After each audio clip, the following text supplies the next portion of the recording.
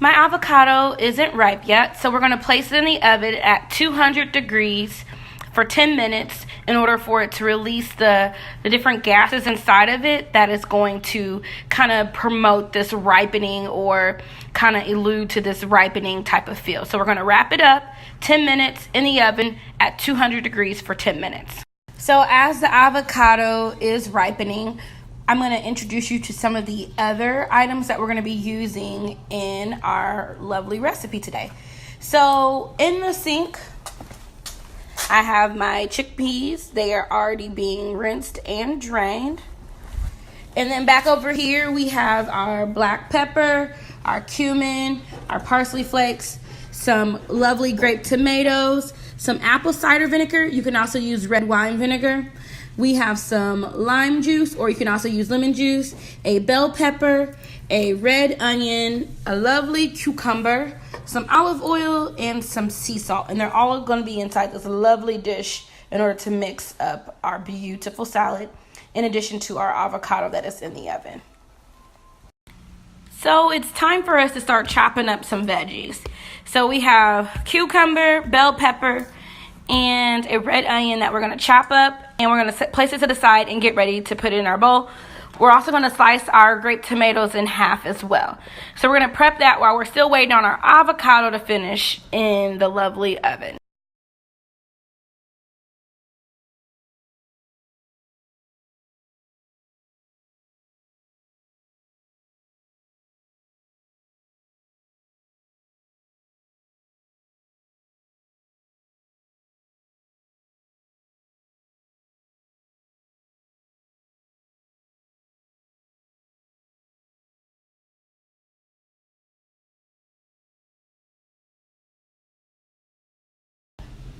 So now we're going to take 1/4 cup of olive oil. We're going to take 2 tablespoons of apple cider vinegar.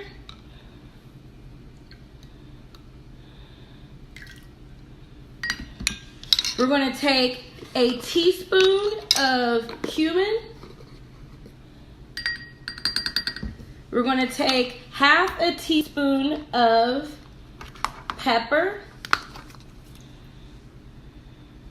And then we're also going to take 1/2 teaspoon of salt as well.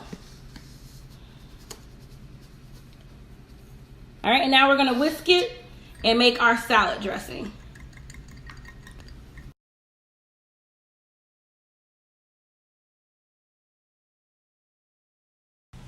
So we just added our drained and rinsed chickpeas to our lovely dish, and we're going to pour our salad dressing all over it, but we're not going to actually toss it yet until we do our avocado mixture, and that's coming up next.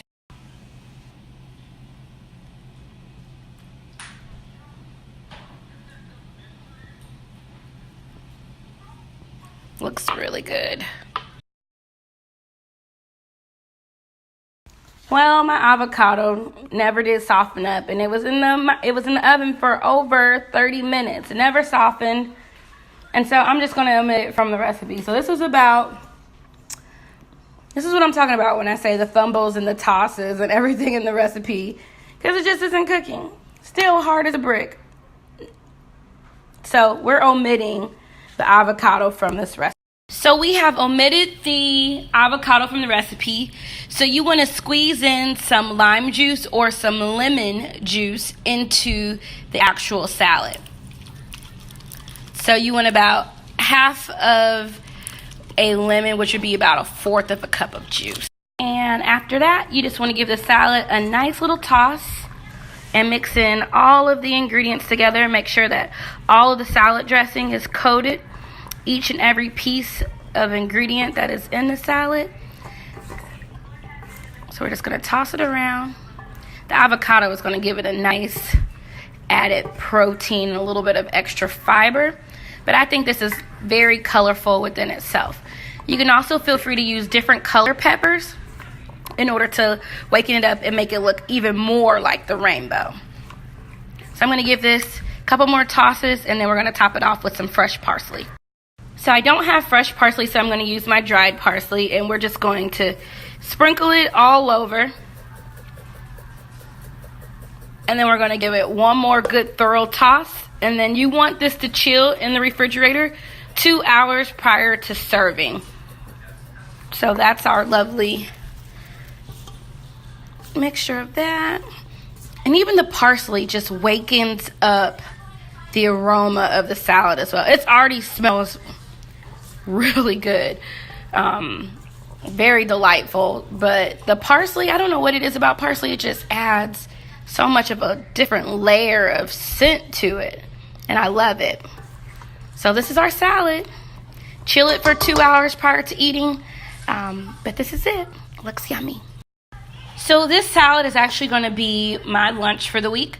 I'm actually going to put this on a bed of arugula and spinach and just eat it as a complete salad. I want the extra leafy greens because I'm trying to acquire more vegetables in my diet. But this is going to serve as my lunch for the week. So lunch portion of meal prep, finito.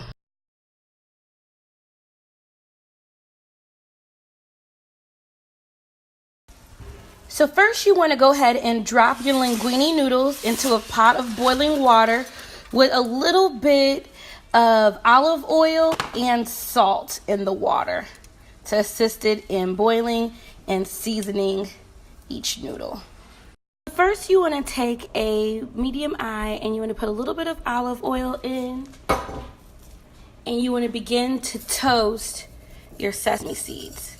So you only need about a good tablespoon of sesame seeds for this recipe.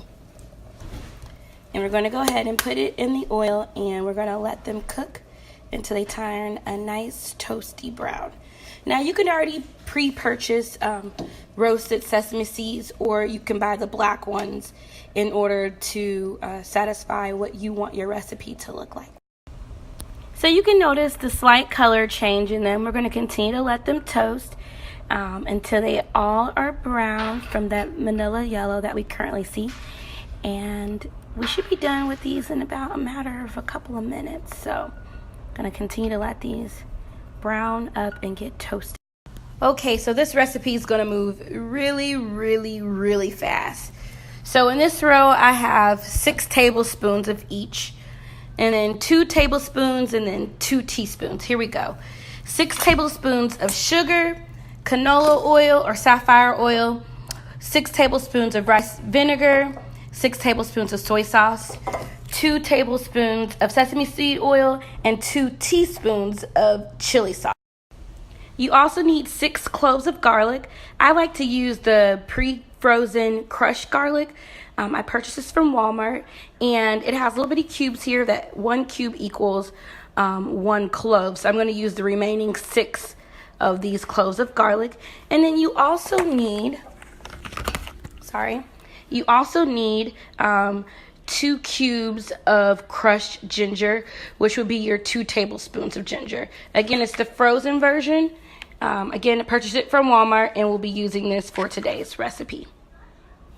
So our sesame seeds are nice and brown. I'm going to go ahead and add in our crushed ginger and our crushed garlic into this mixture.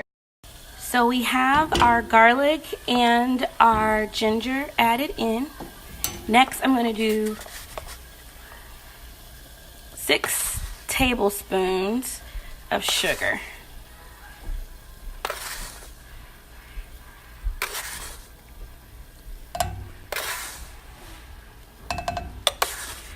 And we're going to keep it going. Okay, so we have all of our ingredients in, and we're just going to mix it and dissolve and heat it until the sugar is all the way dissolved in all of the oils, all of the ginger, all of the sesame seeds and everything, and garlic are all mixed in together and have a wonderful aroma. Sorry, I spilled some stuff around. I was doing it. So I'm going to continue to do this on a very low heat.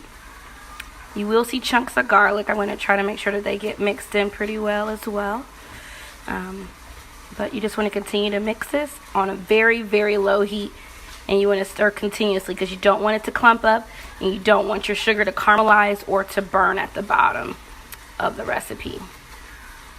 Now, to add a little heat to the recipe, I like to add in a little sriracha, and I like to also add it on top of the noodles as well at the end as an additional topping paired with some diced green onions. So all together, this is what makes our spicy noodles spicy.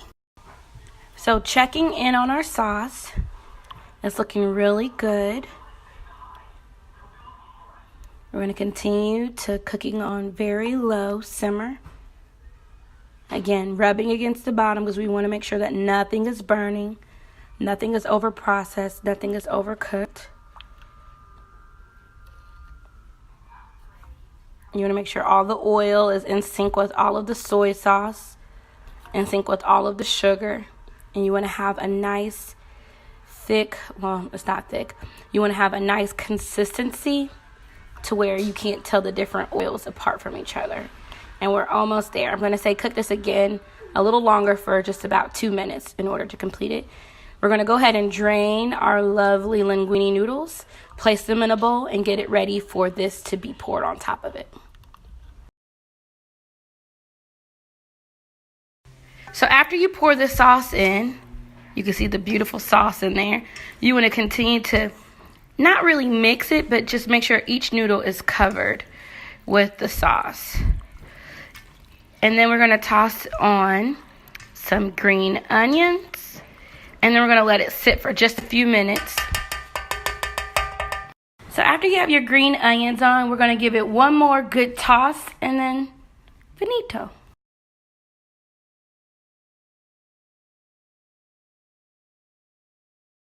So I do allow the noodles to kind of cool down prior to putting them in the refrigerator.